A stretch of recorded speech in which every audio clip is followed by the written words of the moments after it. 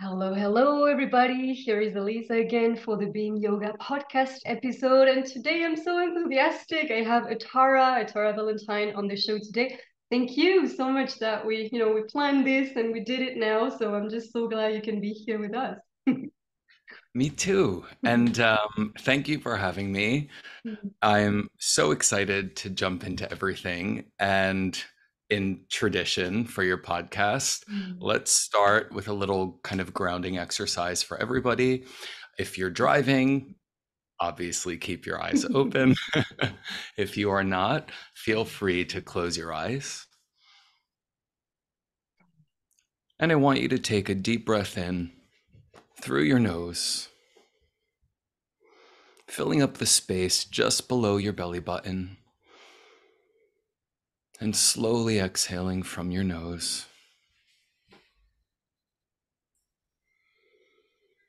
Repeating that breathing pattern, fully experiencing the inhale as you breathe in to that space just below your belly button to the very last moment, and experiencing the full sensation of the exhale. Letting that be your anchor. Nothing to do, just breathing.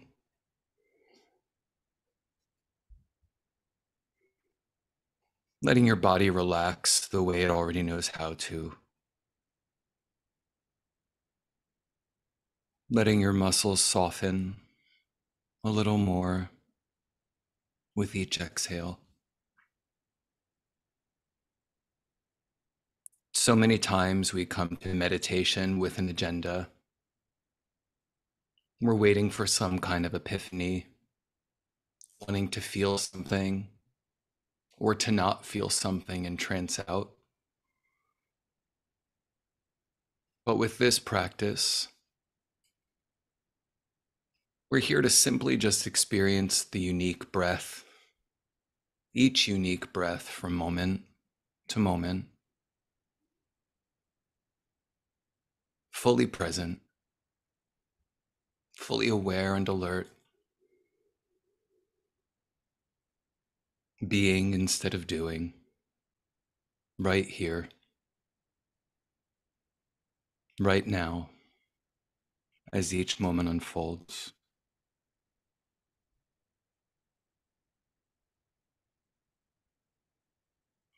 Continuing to breathe into that space. If any thoughts come up, simply label them thinking, and then gently redirect your focus back to your breath. This breath that will never happen again, that can never be repeated. This moment that you're experiencing right now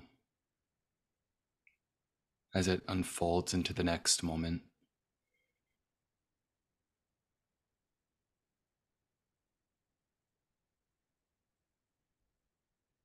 Bringing your full body into consciousness from the top of your head to the bottom of your feet.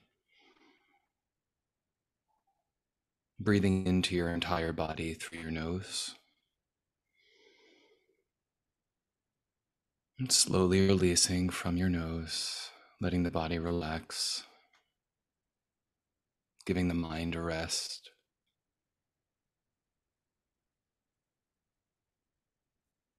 Taking one more deep breath in through your nose. And slowly exhaling, wiggling your fingers and toes. Feeling completely connected and present in your body. And slowly opening your eyes when you're ready.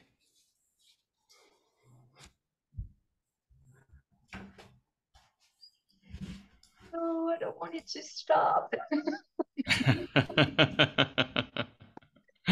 Oh, could we do that every single day? Like just come to my place and do that when I wake Yeah. up? I do that every single day, all day actually with clients and for myself. And what's so interesting is I find just with whether it's meditation, self-hypnosis, I also teach autogenic training. People come into all of these practices with an agenda. And it can be so frustrating when we start doing this because we know it's good for us, but we're doing it because we feel like we should, not necessarily because we know how to tap into the practice, right? And what I really like about kind of mindfulness based meditation that's more focused on presence is you know exactly where you are moment to moment. And that's actually the whole point, is to try and show up even more within that moment instead of trying to disconnect with the body and tap into something else. Mm. And it's such an easy practice to do, to literally regulate your nervous system in, what was that, like 2.5 minutes? Yeah. Yeah.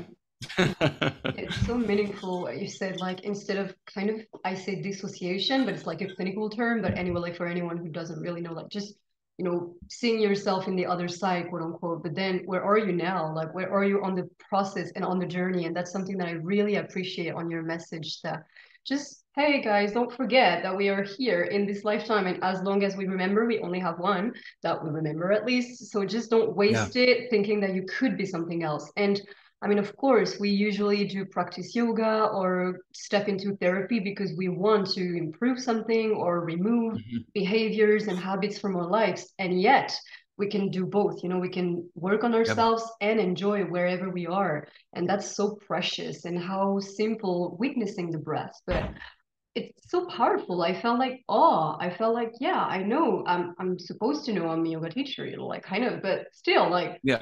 well, breathing, it's so powerful, it's so simple, and yeah, I'm just blessed. I'm privileged enough to have awareness of it. It's so Yeah. splendid. So, Awesome. And it's funny you said you are here, and it made me giggle because mhm, whenever I hear that, yeah. I think of, the maps when you used to get lost in the mall and Hmm. there's the arrow that says you are here. Yeah.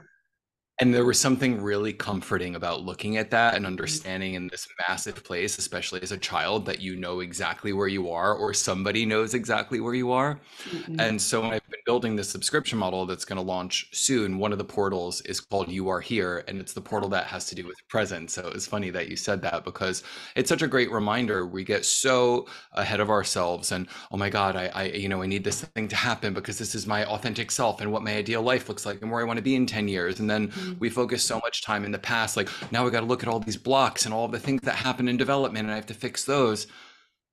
And that's great. And there's a time and a place for that.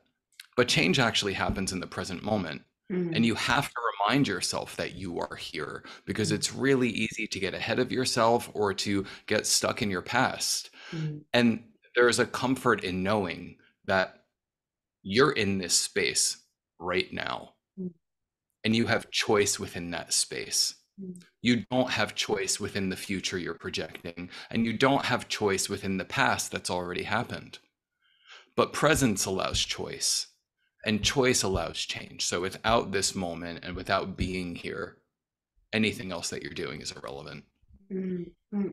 Yeah, definitely. Yeah, and yet how people can improve their presenceness or their beingness in the moment. I don't know if English has it kind of terms, but like really sometimes myself included, I have this kind of coping mechanism to always focus on what's next, because just being in my felt Hmm. sense of the now and enjoying and savoring is kind of stranger to me and weird, and I don't know, maybe dangerous for a part of me. And that's, trauma time. And yeah, as you said, we have therapy to do that. And that's beautiful.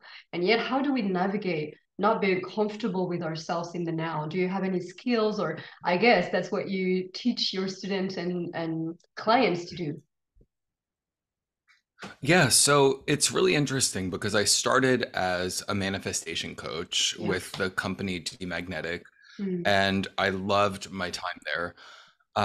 But one of the things I kept noticing with the clientele that I was attracting in particular was none of them were really interested in manifestation, right? They were calling it manifestation, but really what they were trying to do was to learn how to create a feeling that they wanted in the present moment, right? mm, which in a sense it is a manifestation, Yeah. right? But it's not manifestation as far as like, you know, the dream partner or job or pair of jeans. So I was working with people much more on the front of creating states. And that was really fascinating to me, which is why I decided to go on my own, because I don't like using stuff per se to create motivation for people to then do work. Okay, I want, you know, this to happen, so I'm willing to do work on myself. I want to work with people who are curious about themselves, people who want to discover different parts of themselves, people who want to learn about themselves and who want to build upon the foundation that they already have, which is already very strong, right? And in the process of doing that, what I found was the thing that was lacking the most in people, even if they would manifest their entire list, is once they would get all of the stuff that they thought would make them happy, that feeling was never there. And that feeling is never there for one of two reasons, right? I mean, I always say the biggest lie that we've been taught is that we have to do something in order to earn the feeling, right? So we keep doing and jumping through the hoops and ticking the boxes of the conditions that we learned we had to meet in order to receive love or be successful or X, Y, and Z. And we do it, and then we get to the end and we're like, wait. Why don't I feel successful? Oh, this must be the wrong job. Maybe I need to switch careers. So then we go and we switch careers and we're happy for a moment because it's new. But then the same story continues and we go, oh, wait, I'm not happy here either. I must need to do this one. And every time we do that, we're also reflecting back to ourselves, something must be wrong with me because I'm never happy, right? But we never learned how to create and cultivate happiness for ourselves. We learned how to project our happiness onto external things, right? To have to earn it. But we never learned how to even receive it once we get there.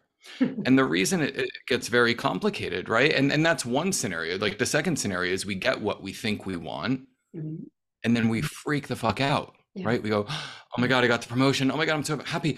Oh my God, what if they realize I'm stupid? What if they realize they made a mistake, right? The imposter syndrome kicks in, right? Because we've spent all of our time and energy trying to achieve something, but we haven't prepared ourselves to actually be able to receive it and show up within it. That takes practice, right? And so it leaves us feeling lost. But what if we could learn how to create the feeling of success? What if we can learn how to create the feeling of happiness? And what if that feeling alone was what we used to fuel or propel us forward? Who's going to feel successful? The person who's learned how to feel successful in each incremental thing that they've done? Or the person who keeps pushing it back, thinking one big opportunity is going to make them feel something, right? Yeah. And that sounds easy enough, but you'd be surprised. When I sit across from people, I ask very simple questions, and they're really hard for people to answer. Okay, well, this is what's happening in your life, even though you're having this transition, even though you're leaving your marriage, even though you're changing careers, even though you feel like you're 5 years behind your friends. How do you want to feel during this time of your life? Yeah. Right? Blank. Deer in the headlights. Like, I never thought about that. Wow. Right? We know we have a negativity bias in the brain. We know that looking for negative things to protect ourselves from is what has kept us alive. We literally have the mechanism fight, flight, freeze to stand still, fight, or get the hell out of there, right? For safety. Useful. So, right. So we've survived because of this, but we can do better than surviving. And when we begin to ask ourselves simple questions and we see that we don't have an answer to them, it becomes really obvious why we don't have the things that we want, why we don't feel the way that we want to. Because for so many of us, we operate from what I call reactive change. I don't want to feel this, so I need to do this. I don't want to feel blank, so I need to do blank. I don't want to feel fat, so I need to lose weight. That's a really bad motivation, right? I don't want to die alone, so I need to find a relationship, right? And this is what most people do. I don't want to be broke, so I need to stay at this job even though I hate it. We're trying to get away from a feeling, away from a feeling. Yeah. Right? We're not moving toward a feeling. That's the kind of motivation I like. and it's much more empowering, right? But we have to be able to be present to understand what it is that we want. And part of being present means feeling. And we're just not good at feeling. And that's the most surprising thing that I found in working with people, is that I used to think people were afraid of feeling anything but happiness. But people are even afraid to feel happiness, right? And a great example of this is you get the promotion. What do you do to celebrate immediately? Most people go to a bar and get wasted, right? They don't sit in that feeling of accomplishment or success and close their eyes and think like, wow, this is everything I've worked for. Let me really savor this moment and make this something special for myself. Let me make this the norm, that I sit and take pride in the things that I achieve, right? They go and they're like, woo, 10 rounds of tequila shots, right? They remove themselves from their body. So if we can't even accept happiness, what are we going to do with sadness? What are we going to do with anger? Right? We avoid it, we suppress it, we numb it. That's why people don't stay present, but it doesn't have to be that way. A little practice that I always teach people, obviously I go through a certain protocol when I work with people. I usually work in 3 phases. First, I deal with stress inoculation, because stress, anxiety, that's what's pulling most people out of this moment. So we have to learn how to come back into our body. Obviously, when we do that, we're going to be met with certain feelings, maybe that are uncomfortable, that we never learned what to do with, right? Most of us aren't raised to be good to ourselves or take care of ourselves. We're raised to be, beneficial to other people, or to create convenience for other people. Be a good daughter, be a good girlfriend. Oh, if you do this, your so-and-so is going to be so happy. Oh, your teacher's going to love you because you're such a good student, right? Meet all of the conditions, and then that means that you're something. So whenever we start focusing on ourselves, it can feel really uncomfortable and really unnatural, which is why people have such a hard time doing it. So we have to work on stress first, because even just being in your body, if that's not something you're used to doing, creates a state of anxiety, because you've learned there's other things you're supposed to be doing that are more valuable. And that's what's motivating your brain. That's the reward that your subconscious wants. Don't sit and be present in your body. Go do the 900 things that you were taught you have to do in order to have value. That's a better use of our time, right? So even just slowing that down makes people really uncomfortable.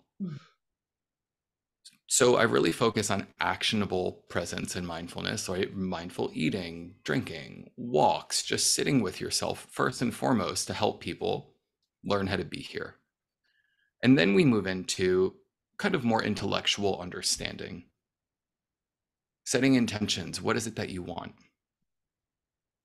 That's the most important question, not what you want to get away from. And a lot of people, if you're thinking, I have no idea what I want, it looks something like this. We're really good at knowing what we don't want. I don't want to feel uncomfortable when I'm with people. I don't want to shut down when I'm at work. I don't want to shrink when I'm with friends. I don't want to procrastinate and never get anything done. Great. You have 4 pretty strong things that you don't want. Write them in a list, draw a vertical line, and next to them, write the opposite. And that is what you do want. That's a really easy way to get there, right? So if you don't want to shut down when you're with your friends, what do you want? I want to be able to show up and share and be connected like everybody else is, right?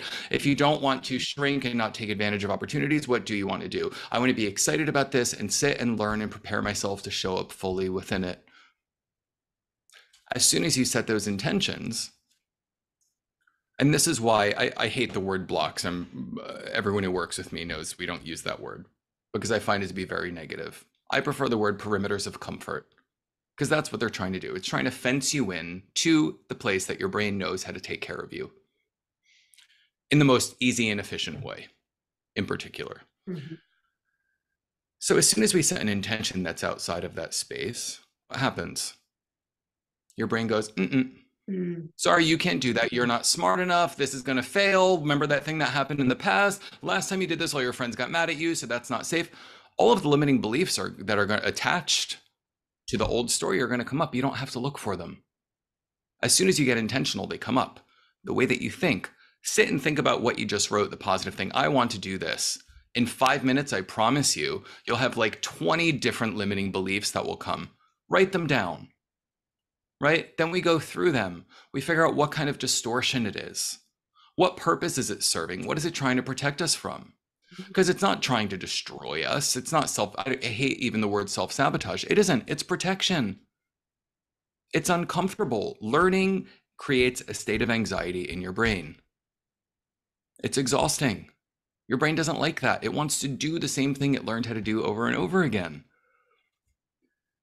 So we have to really teach it how to do the things that we want to do. We have to build reward into it so it feels good. I use hypnosis after this step. Once we get clear on what's in the way, what purpose it's serving, and where we're wanting to go, we use hypnosis to build an internal framework, right? That's the movement piece, or I call it immersion.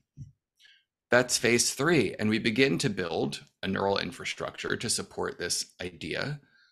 And we keep reinforcing it until it gets so strong that when you open your eyes, you're like, why aren't I doing this?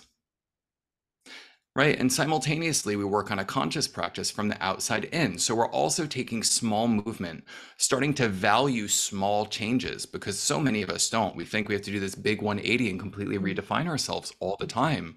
Well, that's a fast track to a panic attack, because what that is telling your brain is, I cannot trust anything that isn't our foundation. Everything has to go away. Everything's garbage. So you have zero support. So it's really easy to overthink, overprocess, right? Anticipatory anxiety of what can potentially happen because you don't know where you're going. And a lot of times, or even why you're doing what you're doing, right? So we have to be patient with ourselves in this process.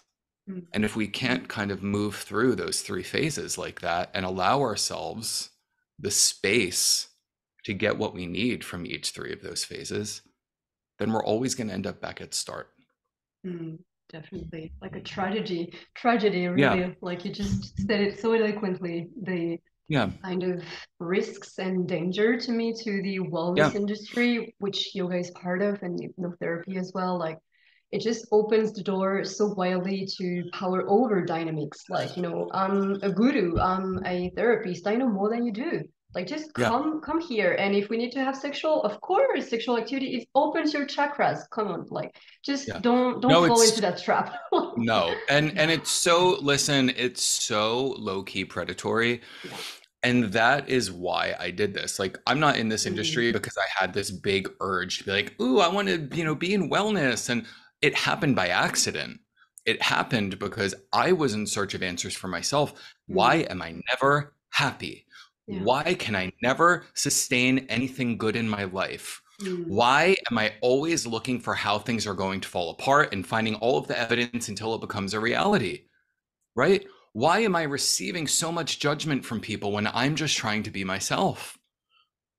These were things I have not understood my whole life, right? I'm 42 years old, so I've spent a long time doing this, and it led me to getting certifications and going back to school and, you know, being certified in trauma recovery and PTSD and cancer and neurolinguistic programming and body image and all of the things that I work within, because I needed answers. Right? And I went through the practice myself over and over and over and over again until I got them. And I know I did the work. And I don't want people to ever think that someone is doing something to them. And I see so much of it, right? And even in my training for hypnotherapy, they teach you one-upsmanship, right? Which is how every kind of hypnotic modality works. And yes, even church is a hypnotic modality, right? What is the one-upsmanship? They have a robe, they have a costume, they're on a stage, they have a book, right? So they have and know something that you don't. They're on a higher level speaking down to you, right? The music even is very repetitive and drony. There's candlelight, there's certain lighting to get you into a hypnotic mood so that your suggestibility goes up, right? That's why religion is so effective. That's why healers are so effective, right? They're essentially creating a state of anxiety because they walk in with their whooshy robe and, you know, making all these noises and, you know, like playing all these weird instruments you never saw before and like sprinkling water and being so dramatic with their breath and their movements. And, you know, I see people like, so they're doing breath work, and when you're doing certain kinds of breath work, the one that I do in particular, it stimulates the sympathetic nervous system. So you do have a real reaction. Sometimes people get like, they start shivering or shaking, or they get cold, or they start crying. They have a big release, because essentially it puts you in a very safe state of anxiety, right? That is being led. So your body's going to have a reaction. You are doing that with your breathing. Yet I see all these other practitioners getting video content, standing above the person with their hand going woo, like they're lifting them up or they're exercising them, and it's just total bullshit. And it keeps feeding this narrative that that person has some kind of magic healing power. They don't. That person has a tool that they taught the person who's on the floor how to use, who is creating their own experience, right? What the practitioner is doing is creating a safe container for that person to have their own experience. And this is the message that is so important for me to convey to people in the wellness industry, because if someone thinks they have the answers to the universe and knows how all of this stuff works, they probably don't. If someone says they have all of the answers, they probably don't. They probably have a very limited speech that they give. Totally. And that speech is designed to make you feel like you're below them, so you need them. And a lot of times to become dependent on them. And I always say to my clients, like, I don't want you to need me. I want you to need yourself. I'm here to support you, right? But I say, we sometimes people go through a package. I'm like, I don't want to see you for X amount of months. People will be like, I want to see you multiple times a week. I don't do that. I'm not your therapist. Right? I'm here to check in with you, to guide you, to do the subconscious work, to give you a framework, but you have to go and do the actual work and then come back and we'll redesign a new program for you. Right? It's not about me. That's dangerous, right? Yeah, I couldn't agree more. Really, it's something that I see a lot, and that's maybe why I just stepping back from social media, and maybe especially in yoga as well, because that's my field. But really, like the poses and like such a focus on the body and like achievement, and like if you don't do that, then you're not good enough, quote unquote, to be a practitioner or a student or a teacher even. And I'm just like, well, we are where we are, and where is the compassion, and where is actually yoga, and in what you described, like the 3 steps.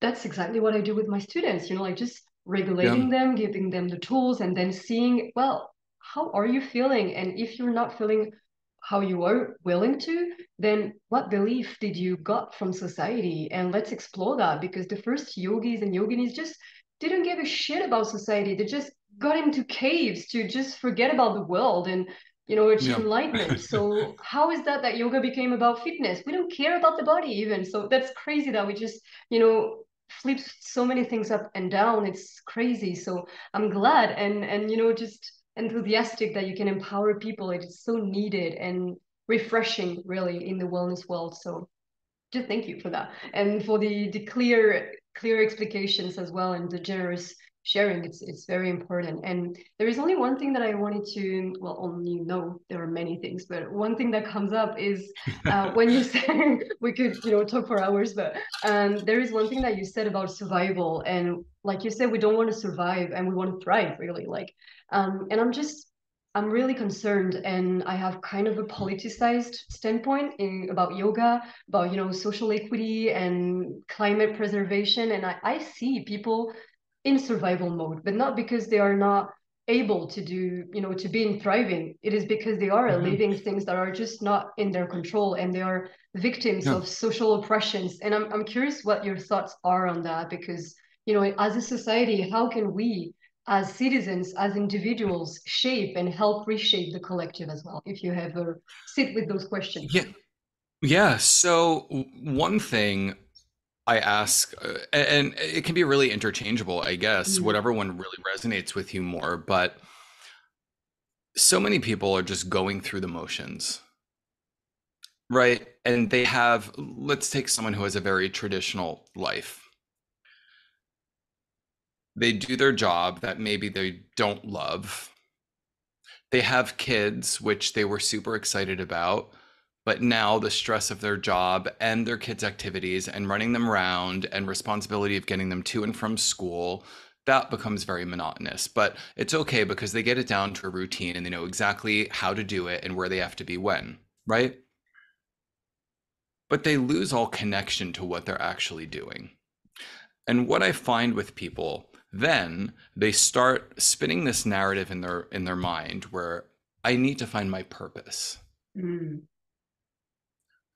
There's not a word that I hate more than the word purpose. In particular, the way that we in the way that we use it in the wellness industry. And I was asked to do a kind of like a group event for another company, a human design company that I love. And the topic was purpose and abundance.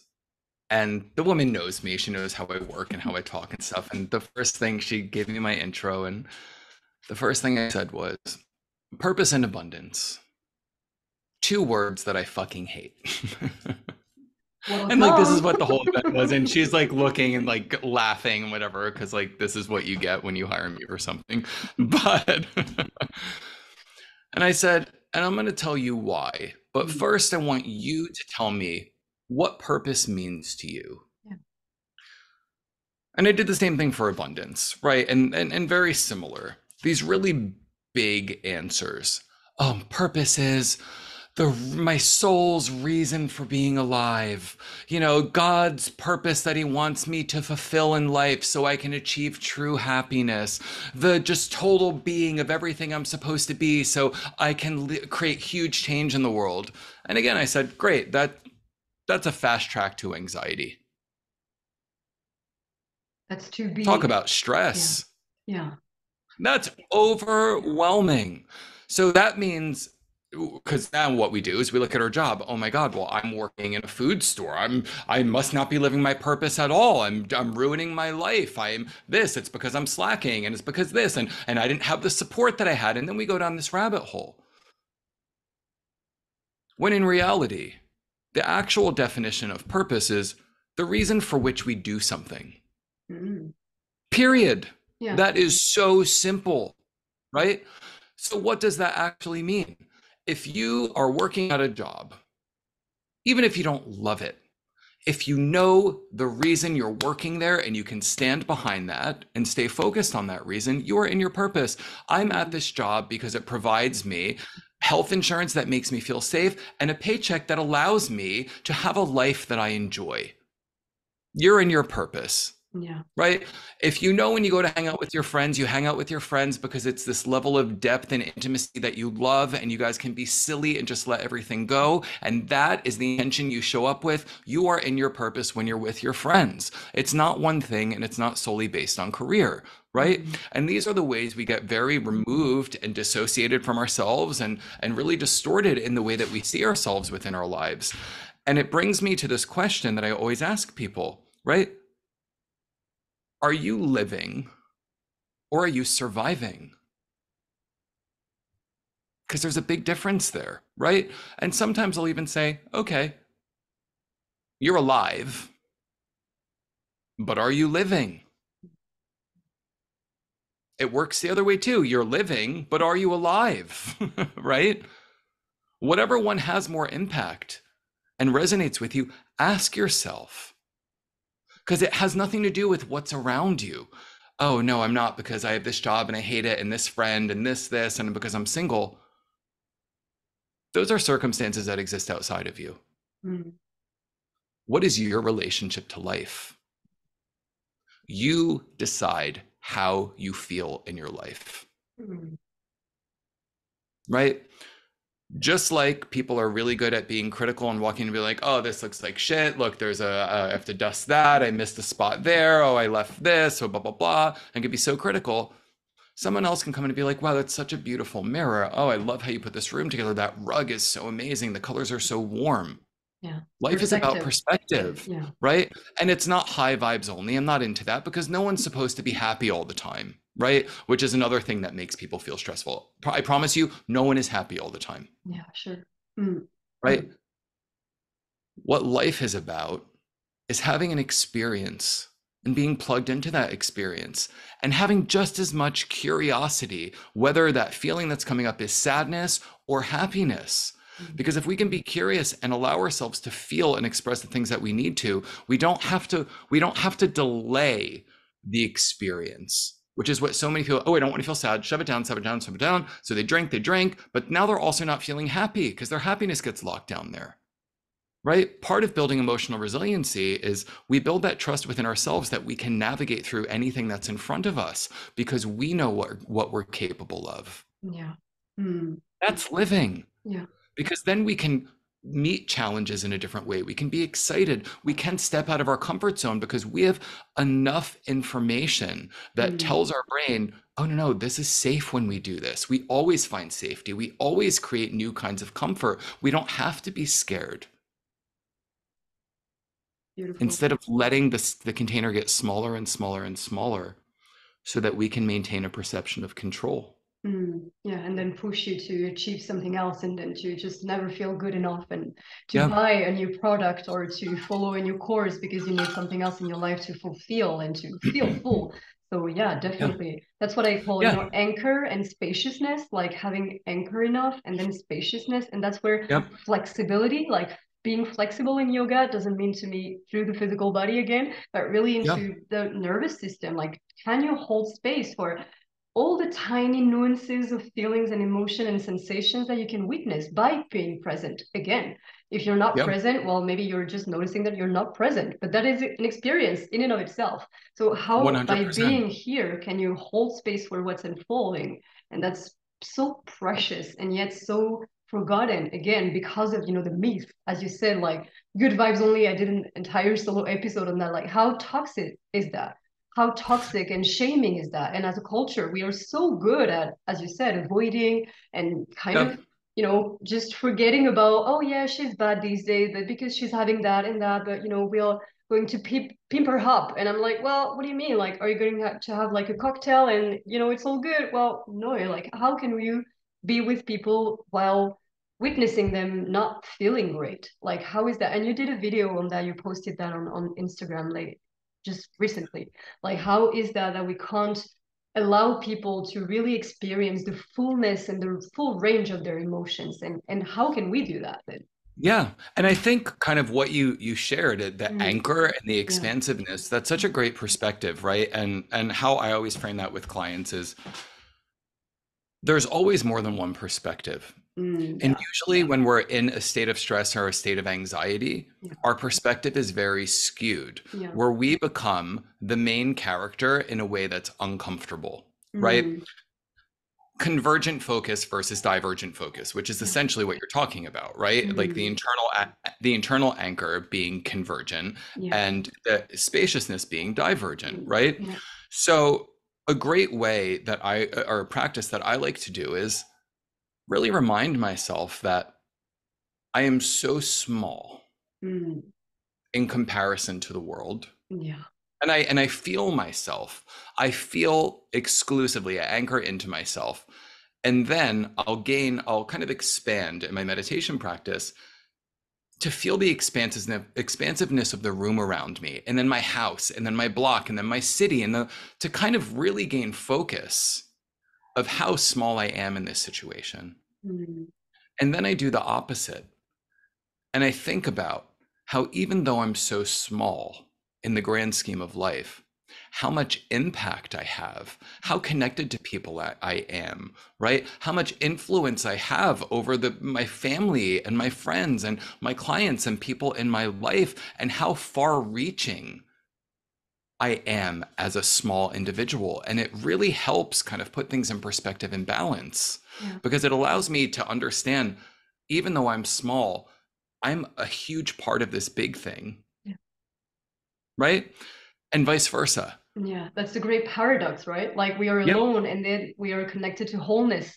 Like, we are going to die and then we are limitless at the same time. And how difficult is that to hold both ends, and not like just 100%. Narrowing ourselves down to only one viewpoint as well. And as a society, and especially social media maybe, but it's like, it's very hype, to have like a strong viewpoint and a standpoint and just be so focused on what we think is right, and never allowing more viewpoints and different aspects of life just to appear. And cookies and all the system itself is so well built that we just lower our life down to only what we know. And then, racism and gender-based aggression and all the things that we can see, well, guess what? It comes from the same root, like the unknown. And that we think that Mhm. otherness is dangerous, but yoga and, what you said is just reminding ourselves that the root is the same, is universal. And yet, Yeah. how unique we are at the same time. It's so crazy. It's so Yeah. paradoxical. Yeah. I know it is. And the reality, right, around all of this stuff that we're dealing Mm, with and facing, especially in this country, is the fact that all of this, I mean, obviously, religion played a huge part in programming of what is considered the standard, yeah. but an even bigger um, loss that we're experiencing comes off the back of capitalism. Yeah.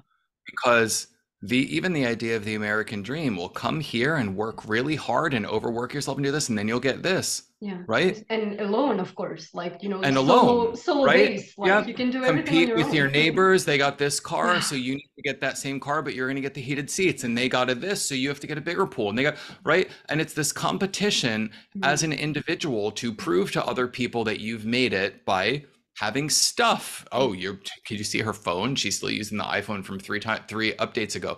It's like this kind of stuff. It's reinforcing this idea that we're alone and we're an island. And when you look at things like, it's so interesting because I remember my grandmother years ago, like saying, oh, there's no such thing as postpartum depression and blah, blah, blah. And people just need to, like, all this stuff, right? And like, obviously, she was way older. And this is like in the 80s or something. She was talking about it. And the reality is, women now, when they have a baby, sometimes get, leave of absence from work. They sit home for hours by themselves, not having an adult conversation, too tired to even call a friend. yeah. Don't have people to support them, right? It's not like we used to all live in a neighborhood and someone comes over from the family throughout the day and relieves you, right? And the reality is, thousands of years ago, there were 15 other women having kids and everybody was helping taking care of them, right? Because Yeah. we are tribal people Mm, and we're living in such an unnatural way that is putting so much responsibility. And I remind myself throughout the day, wow, this is a lot. I work for myself. I make my own schedule and I'm still like, how do people take care of their bodies, work out, go to work, take care of kids, pay their bills on time, like all of the things that we're expected to do as one person? so It's a stressful. lot. The Yeah. base level of life is a lot. And we have to realize that. And we Mm, have to become more open to sharing the things that we're struggling with and being honest instead of pretending like things are perfect all the time so that we look like we're achieving something, because it's disconnecting everybody even more. It's making people have more personal secrets around finances and relationships because they're afraid to talk because they don't want to be judged and look like they're failing. mm, And it's making everybody feel more alone and othered. And then when people are getting other things, and this is really the issue with racism in our country, sexism, homophobia, all these things, now it feels threatening to the people who were always used to receiving everything that they wanted because they see other people getting what they think are handouts, when in reality, it's just them being treated the way that they should have been the whole time, definitely. right? Mm, And it breeds this narrative that something's being taken away from me because we never learned that all of this stuff is here for all of us. yeah. Yeah, that equity is the basis of a life and our Yeah, survival. Yeah, yeah. definitely. Yeah. Yeah. And so Mm, people get mad when people get health insurance for free and we're like, oh my God, I can't believe this. And, I remember someone in my family even saying like, oh, why do I have to pay an education tax? Like, I don't even have kids in school. I'm like, yeah, well, guess what? When we were in school, yeah. someone else who didn't have kids paid an education tax. It's like, Sure. right. But they don't even think about that. They're Yeah. like, oh, Yeah. because we've learned to be so self-protective and Yeah. selfish. Mm, We need mm, each other. yeah. We need help. We need to be open. We need to ask for help. Mm, beautiful. Yeah, so it's such a compassionate invitation to just like look at others and remind yourself how similar we are and how Yeah. through just the emotions, like because bodies are so different, but just Yeah. emotionally speaking, everyone feels grief for different things and different moments in their life, but sadness, Yep. joy, excitement, and many people are afraid of the same thing, either the Yep. sadness aspect or the joy aspect. We don't care, but like really just connecting through the humanity again. And like Yeah, the climate justice and the climate crisis that we are experiencing, to me, is a human crisis, really. And well, to many 100%. others, but really the idea of like disconnection from us, but from our bodies and our home being the planet. So that's really important and meaningful to go back to the collective, really. That's so Right. precious. And Mm, here's like another issue that also kind mm, of ties into everything that we're saying, yeah. right?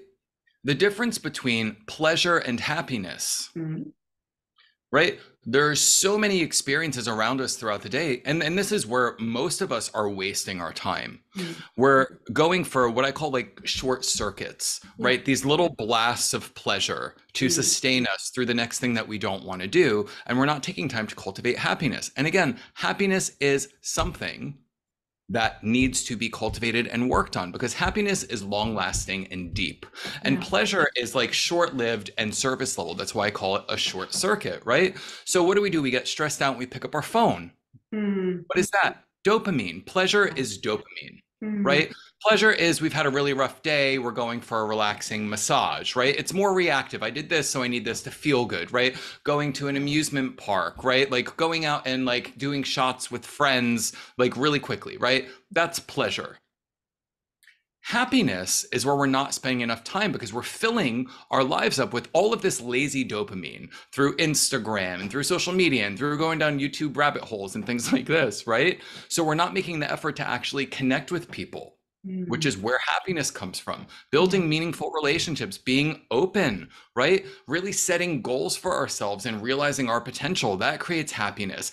Actually finding activities and hobbies that make us feel good so Yeah. that we can feel fulfilled. Mm, Actually learning how to have appreciation and real gratitude in the moment, not a gratitude list saying, I'm so grateful for my coffee. Like mm, actually sitting and feeling grateful for something and yeah. sitting in that feeling, Yeah. and really learning how to create a feeling of contentment in life instead of a quick thing that's just supposed to make us feel good, right? And there's purpose for both of them, but there's a difference, right? Because happiness is serotonin and pleasure is dopamine.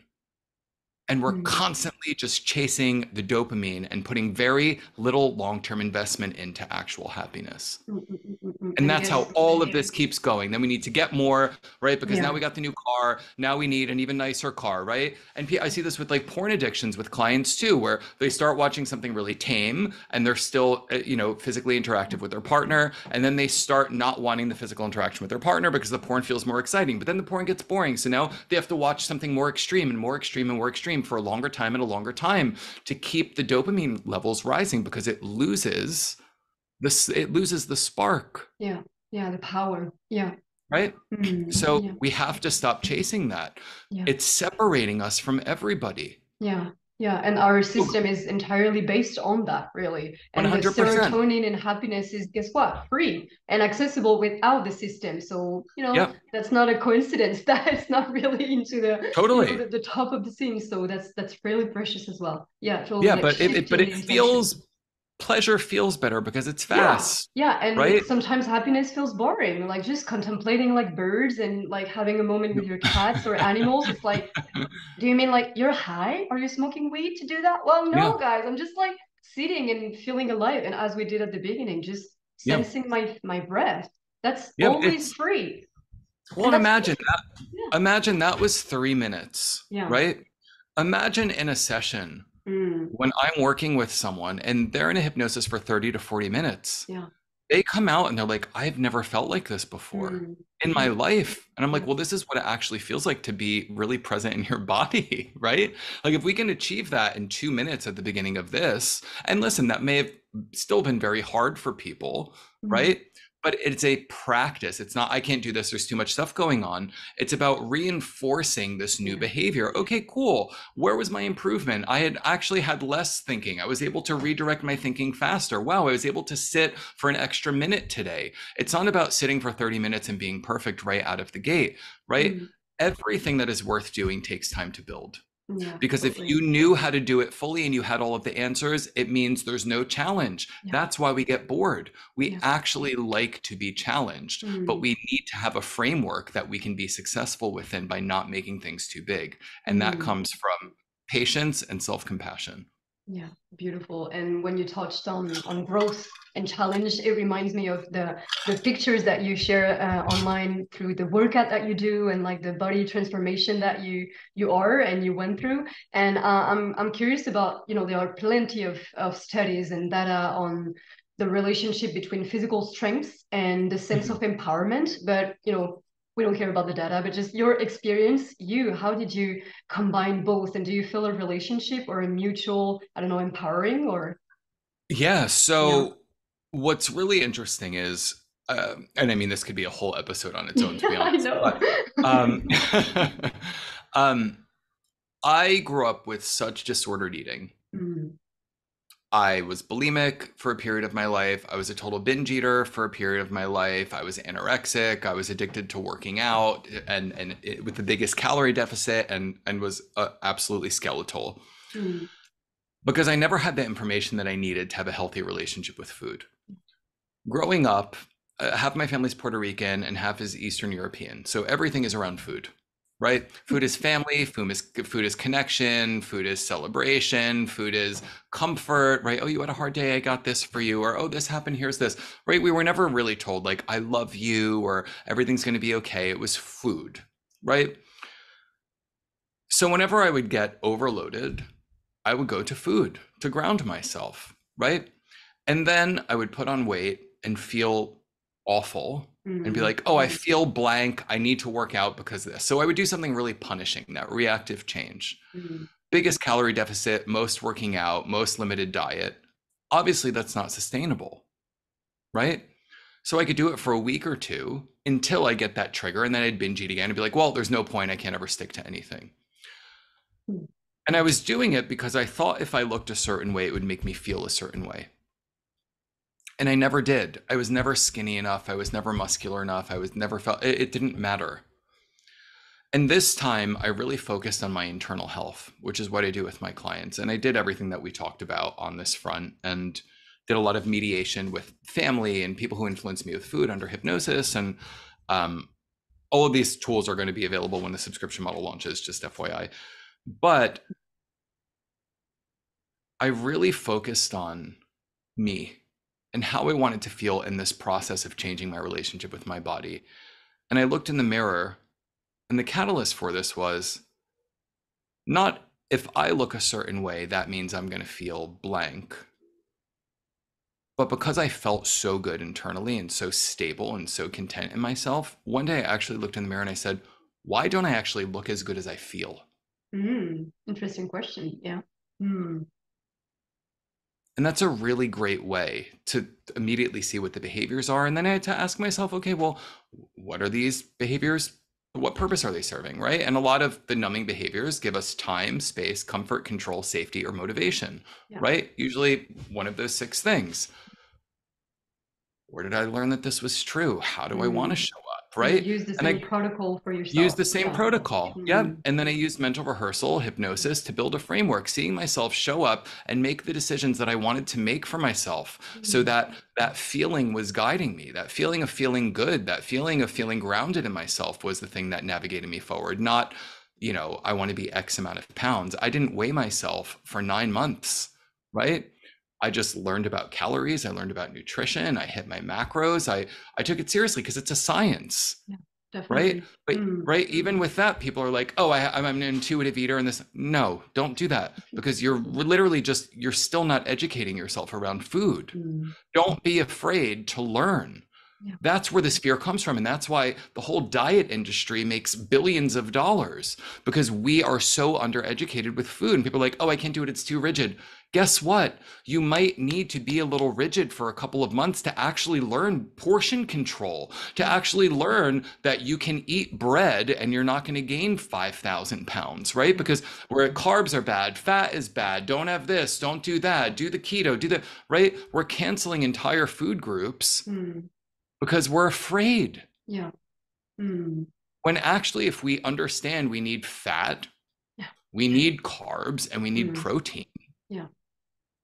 they work Easy. together, Yeah. right? Yeah. That's why And we eat moving and action and yeah. and Yeah. moving and Yeah. action and Yeah. right and all of this stuff. Yeah. But it And feels like a stress punishment. regulation. Yeah. Yeah, because we don't know, Yeah, right? totally. But we don't know if we don't try. And we have to be curious, right? It's not shocking. Every single thing that we do, especially in America, is to create convenience. But all of this convenience that we're creating is actually taking us away from how we're supposed to live. We used to forage. We used to have to walk around. We used to have to go find food and gather and move from place to place and, right, harvest crops. Now we like sit, we touch a button and it rolls our windows down. We say, Alexa, put on blah, blah, blah. And like music gets played. We don't have to move. Yeah. We're Like supposed to slavery, move. modern Yeah. slavery to dopamine and comfort. Yeah. Yeah. Well, it's like, you know, it's designed to make us unhealthy. Definitely. Yeah. And then we don't put any money into preventative medicine in this country. So great. Now you're going to have diabetes or this or high blood pressure or whatever else. And now you need a medication. And guess who gets paid? Yeah. Right? People love that you're uneducated. Yeah. People love that you are struggling with your rich people. Like, I mean, the 1% in this country who benefits off of it, right? They love that you're unhealthy. They love that you're unhappy. They love that you're undereducated because it means you're not going to take care of yourself and they're going to make money. Yeah, totally. And that's the same system that love that you're ashamed and that you don't spend quality time with your family because you're too busy to work at a thing that you don't really appreciate, and that you scroll on social media to compare yourself and then buy a new pair of leggings or whatever. So that's the same kind of global industry and toxic culture that we grew up in, and that we just absorb the codes and the beliefs, and how empowering and transformative and really like it's a revolution to me. And that's where I see the mutual and like the similar points between hypnotherapy and yoga and any spiritual deep work, and not simply workout, which is great as well, but like really the whole spiritual work around it. It's really like questioning ourselves and looking where we are, looking where we come from, and how is that we are here. And as you said, not punishing ourselves to do the things we do because we do them to surviving and to kind of sustain ourselves, even though it's not fulfilling. And yet, where do you want to go? And not like in a huge vision, but really step by step and with resources, and you being a great resources for people. So I'm glad they can have access with you. Yeah. And just on that front, I just want to share kind of one last thing, because this is a really great thing to think about when you're beginning to feel stuck. And this is the formula for a problem. The formula for a problem is when we attach an unresourceful state to an event. I want to date. That's the event. But I've been hurt in the past and I can't trust people. That's not going to connect, right? I want to date, but I believe people don't like me for who I am. They only like me for what I do. So I can't show up fully. That's not going to connect, right? So we have to focus on our end. And the event could be date, could be a job, it could be body related, it could be whatever. But we don't necessarily have control over the event. The event just is. We only have control of how we interact with it. And that's really our job here. And it's what people don't want us to know, because they benefit on they benefit over the limitations that are put on us. Definitely. And that's why for such a and that's why for such a long time, all of this stuff, people were, oh, it's woo, it's this, oh yeah, go see a hypnotherapist, go see this. But actually there are white papers and research showing, even when I work with people with cancer, right? Stimulates the parasympathetic nervous system, inflammation goes down, and the chemotherapy absorbs fuller into the body, right? There's all of this evidence now about around mindfulness-based practices for dealing with stress, right? There's just so much research for dealing with PTSD, right? And everyone thought these were woo-woo things. And it was a great way to frame it, because guess what? Then you're not going to deal with the issue. You're just going to take a pill. Yeah. And that's the issue with the medical industry. With the medical industries, people also don't question it, because again, it's that one-upsmanship. They walk in with their thing. You get a limited amount of time with them. They're in control. They just tell you whatever, take this. And very few people have a dialogue, right? That's a problem. We have so much more power than we realize. That doesn't mean sit and try and heal yourself and don't go to the doctor. Let me just be clear with that. But that means use your voice when you're at the doctor. Yeah. They work for you. Yeah. Make them stay in that room for longer. Beautiful. right? You don't Yeah. have to be a victim to the circumstances. Get the answers you need, go in with a list of questions. And if they don't, leave them a review and have everyone else who's having a bad experience do that, because that's how things change. Yeah, Find a same in doctor who, relationships, same in yep, at your job. Like if you're, related with a contract, so it means that they have need and you too. So just yep, work together instead of just punishing yourself or bringing yourself on, like lower hierarchy systems. So that's beautiful, even in yep, intimate relationship, friendship, anything. Yeah. yep. Appreciate You that. have, yeah, and you have to lead with you, I think, Yeah. ultimately. And again, not in the way that you're solo and you're an island and you have to Yeah. do everything, Mm. but you definitely have to know why you're doing everything. Because if you know why you're doing everything, then you can very honestly and genuinely be like, I need help with this. This is where I need assistance. Could you listen to me for a moment because I'm dealing with this and I need someone to help me process. Then you can ask for help. Mm. We all need help. We all need each other, Mm. Yeah. but we need to have a really strong relationship and understanding of who we are. We couldn't finish the episode more beautifully. Like we need each other and also to weave a beautiful relationship with ourselves. Yeah, Yeah. beautiful. The both. Mm. Yeah, I feel nourished. I feel like, just privileged enough and just as a kind of joke that my teacher said as well about, my yoga teacher said at the training about like the way everything is subjective in that we have a different vision. Like it's 6:30 here, but it's like 9 or 10:30 for you. So it's like, Yeah. it's different and it's always Yeah. unique to ourselves. So just get to know yourself, get many beautiful resources and skills and savor, like just savor the capacity to be alive. That's such a, Mhm. I don't know, a tremendously extraordinary experience on a blue planet just floating in the middle of fucking nowhere. So just Mhm. don't forget that, Yeah. when your phone That's, and your Wi-Fi doesn't work, like just go yeah. outside. Yeah. Yeah, my one friend always says, we always joke about really kind of nihilistic perspectives, and Yeah. he's like, sometimes I just gotta remind myself I'm on a floating rock in space. Yeah, that's it. I'm Like like take a 100%. perspective, like step back a little Yeah, bit. Yeah, yeah. beautiful. So cool. Thank you so much. And I know that you have a short amount of time, but do you want to share just to wrap it up the subscription mode that you want to Yeah. share online and the courses and everything?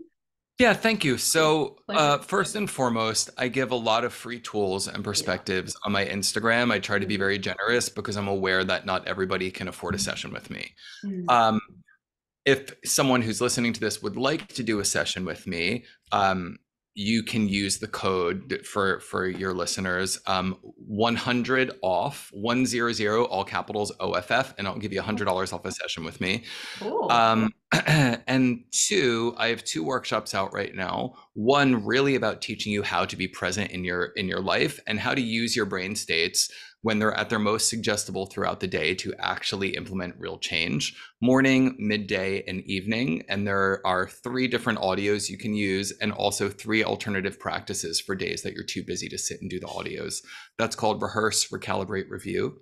And I have another workshop out called Triggered, and that's to deal with a potential trigger before you enter a situation, to begin to build the mental framework and security, to confront people that you're holding on to resentment toward, and to just release the feelings attached to a trigger. It's 3 different audios, as well as a bunch of techniques to create psychological distance in real time.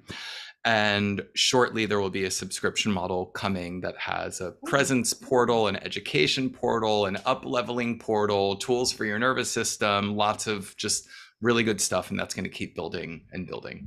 So Beautiful. stay And with tuned. your team, I guess, like you're not doing all of that alone, are you? Oh no, I'm doing it all by myself. You, wow. Minus my team is my assistant Erin, who's Yeah, absolutely amazing. beautiful. Shout out Yeah, to and Erin. helped me a ton. Yes. And to your husband and your rabbits and Yes. everyone. So, Yes. yeah. Thank you. So thankful for this moment. Thank you so much. And I know that you have another appointment, so I don't want to, use all your time. So just thank you for tuning Of in from the course. other side of the world and sharing your empowering, really compassionate and empowering. That's what I just, take back from the conversation. So thank you. Awesome. Thank You're you. welcome. And we'll do it again soon. My pleasure. Right. Thank Bye. you.